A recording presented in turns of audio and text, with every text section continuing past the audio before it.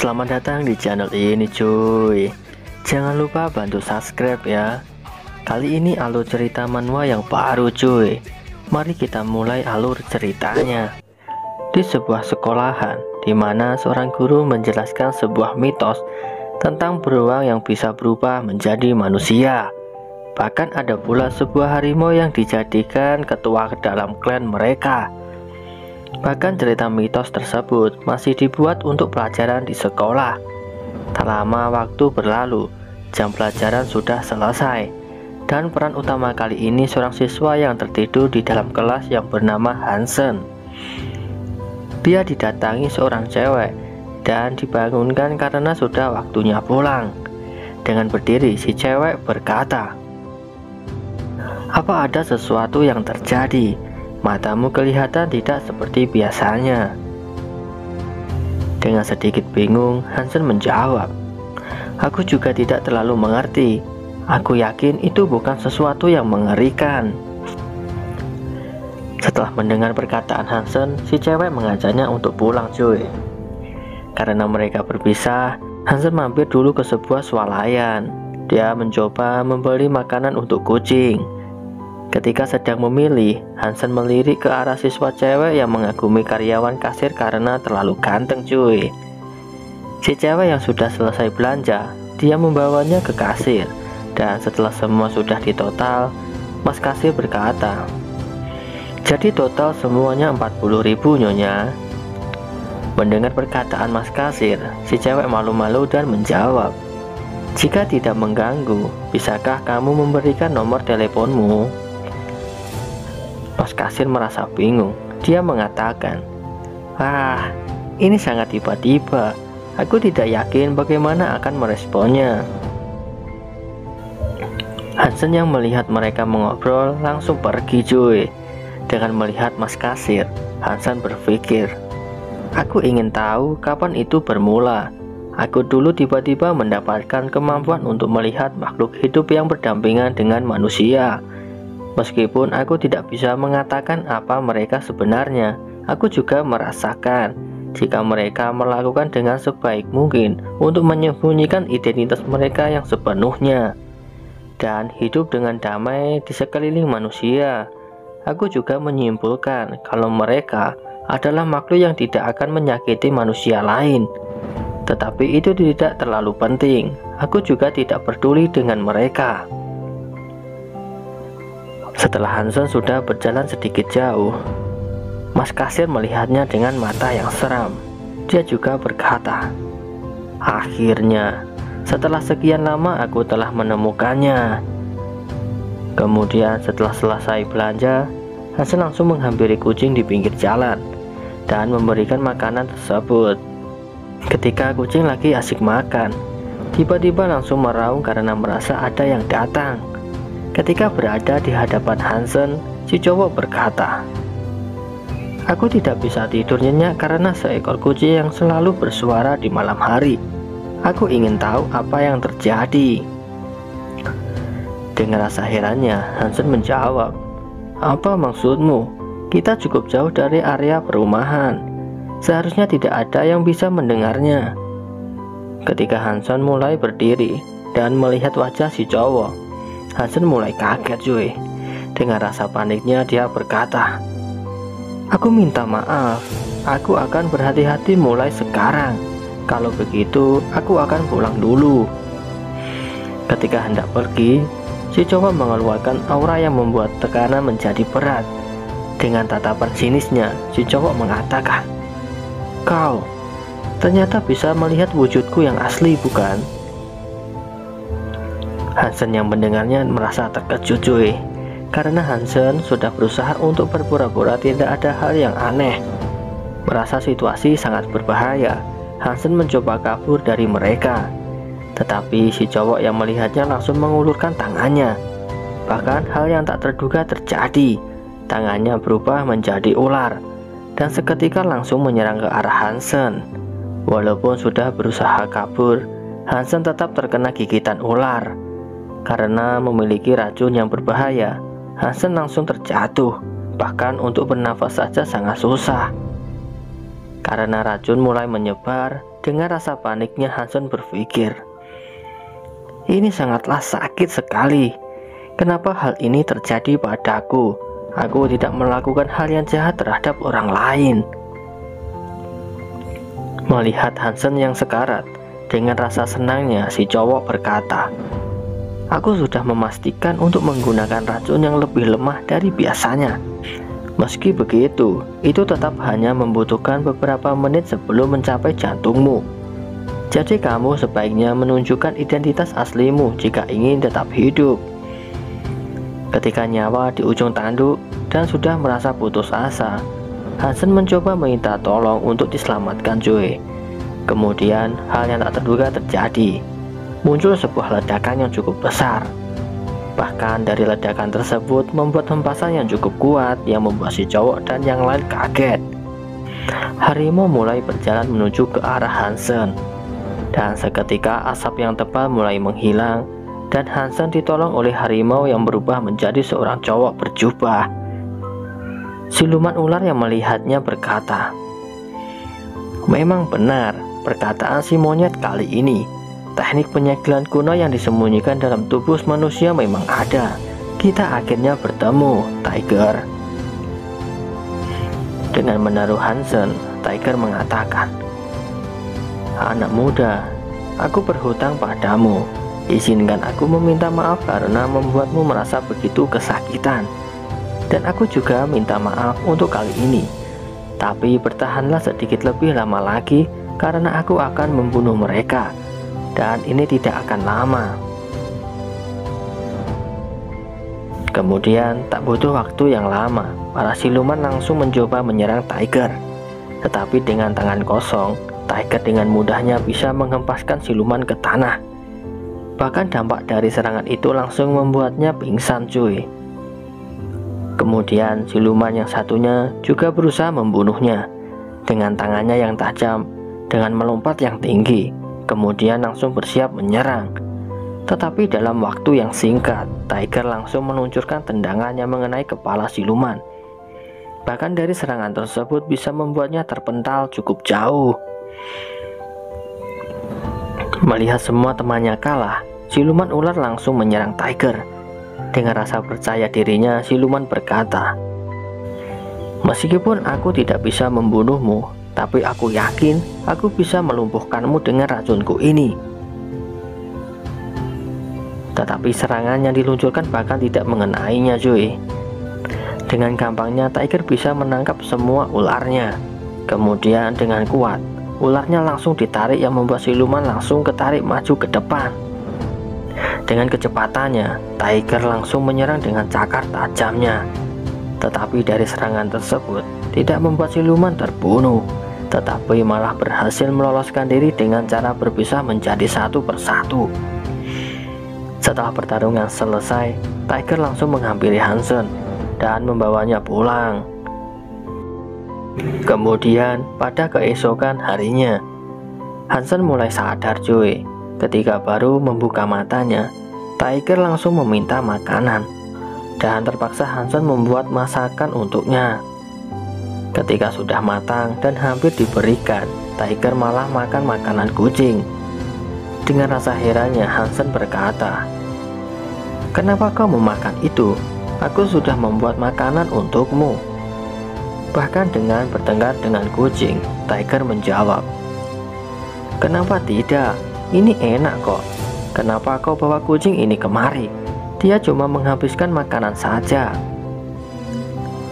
Dengan rasa ilfilnya, Hansen berpikir, bisa-bisanya orang ini berasal dari sebuah mitologi. Ini sangatlah tidak pantas. Beberapa jam kemudian, setelah makan selesai, Hansen yang masih kebingungan dengan kejadian waktu itu, dia berkata, apakah familiar dengan siluman ular yang menyerangku waktu itu? Sepertinya mereka tahu tentangmu. Apa mereka membangunkanmu dari segel? Dengan hempasan tangannya saja bisa membuat baju Hansen langsung robek. Dengan mendekatinya, Tiger langsung berkata, ya, kalung ini. Tetapi tenanglah, semua akan terjawab dengan sendirinya dan pastikan kau memakai kalung ini setiap waktu karena hal-hal yang menyusahkan akan terjadi mulai sekarang. Setelah selesai perbincangan tersebut, Hansen langsung berangkat sekolah cuy. Setelah pelajaran sudah dimulai, guru memperkenalkan seorang siswa baru yang bernama Yongho. Hansen yang melihatnya berpikir, si brengsek itu sama seperti mereka yang menyerangku kemarin. Setelah perkenalan selesai, waktu istirahat pun telah tiba. Seperti biasa cuy, persatuan bully mulai berkeliling mencari mangsa. Ketika sedang berjalan, tak sengaja siswa baru atau Yongho menabrak kelompok tersebut. Gendut yang merasa tersinggung berkata, "Apa kau akan membuka matamu atau bagaimana dasar pengecut?" Lah, apa dia ini sedang tersenyum sekarang? Merasa kesal, akhirnya Yongho dibawa ke atap sekolah. Sesampainya di atap, Gendut mengatakan, "Apa tadi kau menertawaiku? Apa kau akan tetap tertawa setelah aku menghabisimu?" Dengan melewatinya, Yongho menjawab, "Kalian membosankan. Kenapa selalu membuli dengan cara yang sama?" Gendut yang mendengar perkataannya mulai marah. Dengan mengepalkan tangannya, dia mencoba memukul. Ketika serangan hampir mengenainya, Yongho mulai tersenyum dengan mata yang menyeramkan. Karena melihat matanya, si gendut tidak bisa bergerak sedikit pun. Bahkan dalam pikirannya banyak sekali bisikan untuk membunuh. Teman-teman dari si gendut yang melihat perilakunya merasa aneh. Karena untuk menghajar satu siswa saja sangat lama. Dengan suasana hening, si gendut malah mengambil kursi dan berlari untuk memukul. Melihat keanehan dari si gendut, semua temannya mulai ketakutan dan berlari. Tetapi usaha mereka gagal dan masih bisa terkena hempasan kursinya yang membuat temannya pingsan. Dari kejadian tersebut, ternyata si cewek mengikuti mereka dari belakang dan menyaksikan apa yang dilakukan oleh para bully tersebut. Tetapi merasa ada yang aneh.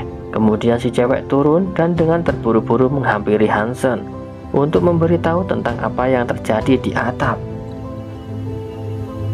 Tetapi sebelum bercerita tentang kejadiannya, Yongho langsung di samping mereka cuy. Si cewek yang melihatnya sangat kaget karena dengan cepatnya Yongho bisa berpindah tempat. Dengan menerobos, Yongho berkata, "Hansen, di mana tempat tinggalmu? Apa aku boleh mampir dan bermain di rumahmu hari ini?" Sebelum Hansen menjawabnya, si cewek langsung membantahnya dan mengatakan, "Tunggu Hansen, bukankah kau bilang akan ada urusan di rumahmu hari ini?" Hansen yang baru mengingatnya langsung pergi dengan si cewek dan meninggalkan Yongho. Melihat perilaku dari si cewek, Yongho merasa jika dia sudah mengetahui jika dia akan melakukan hal yang jahat. Dengan melihatnya, Yongho sangat marah karena rencananya gagal dan langsung menghampiri si cewek. Dengan memegang bahunya, Yongho berkata, "Namamu Xiaojun kan? Memangnya siapa kau tiba-tiba ikut campur seperti itu? Aku tidak tertarik padamu, dasar wanita bodoh." Karena mereka sudah berpisah ke rumah masing-masing. Tetapi berbeda dengan Yongho.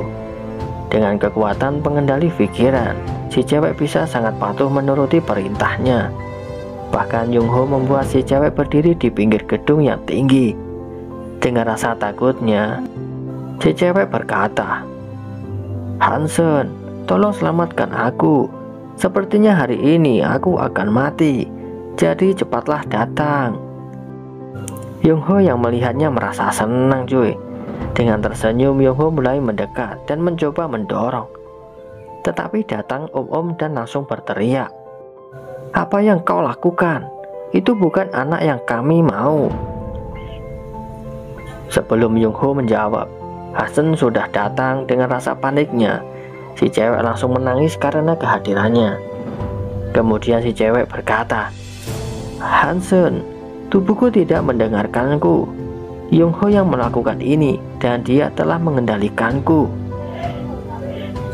Dengan marah Hansen berkata, Yung Ho, apa yang kau lakukan sekarang? Dia teman sekolah kita, jadi lepaskan dia sekarang. Om-om yang melihat Hansen secara langsung malah merasa heran, karena Hansen terlihat memiliki tubuh yang lemah, tetapi bisa mengurung siluman kuno yang terkuat. Melihat Hansen selalu menjadi bahan pembicaraan, membuat Yung Ho merasa marah dan mencoba memberikan kejutan agar dia tahu tentang kemampuan apa yang dimiliki Hansen. Kemudian Yung Ho dengan menunjuk saja, si cewek langsung melompat, yang membuat Hansen sangat kaget. Dan bahkan Hansen cuma bisa berteriak dan melihat si cewek terjatuh tanpa bisa menolong. Yung Ho yang berhasil membunuhnya merasa bahagia. Dengan tertawa terbahak-bahak, Yung Ho berkata, tidak ada apa-apa, dia tidak punya skill sama sekali.